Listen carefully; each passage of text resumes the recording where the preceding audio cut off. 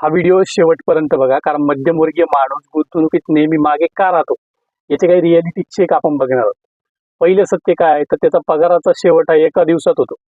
पगार मिळाला आणि दुसऱ्या दिवशी शिल्लक शून्य. असं का होतं? कारण मध्यमवर्गीय बजेटिंग करतच नाही.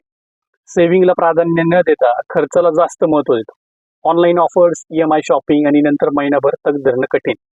दुसरं सत्य काय तर तो रिस्क नको म्हणून FD, PPF, BC यासारख्या इन्स्ट्रुमेंटमध्ये पैसे अडकवतो. मध्यम वर्गाचा फेवरेट डायलॉग असतो रिस्क नको, पण महागाई FD पेक्षा वेगाने जाते. FD मध्ये पैसा ठेवणं म्हणजे फ्युचर सिक्युअर करणं नाही, तर फ्युचर कमी करणं आहे.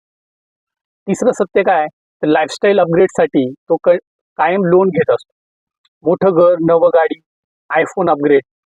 लोक वारंवार लोन घेतात आणि EMIच्या ट्रॅकमध्ये अडकतात. लोन भरताना इन्व्हेस्टमेंट करायला जागाच उरत नाही.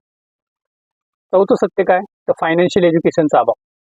शाळेत शिकवलं जात नाही, घरात कोणी सांगितलं नाही आणि मार्केटमध्ये मिळतं ते अर्धवट ज्ञान. याचा रिझल्ट काय होतो? चुकीचे निर्णय आणि चुकीच्या इन्व्हेस्टमेंट. आणि पुन्हा तेच. म्हणून लक्षात ठेवा, रिस्क टाळून रिस्क वाढते.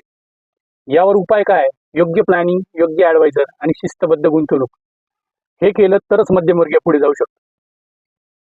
हा व्हिडिओ जर आवडला असेल तर नक्की लाईक करा, शेअर करा आणि ज्यांना हा व्हिडिओ ऐकायला हवा त्यांच्यापर्यंत नक्की पोहोचवा. धन्यवाद.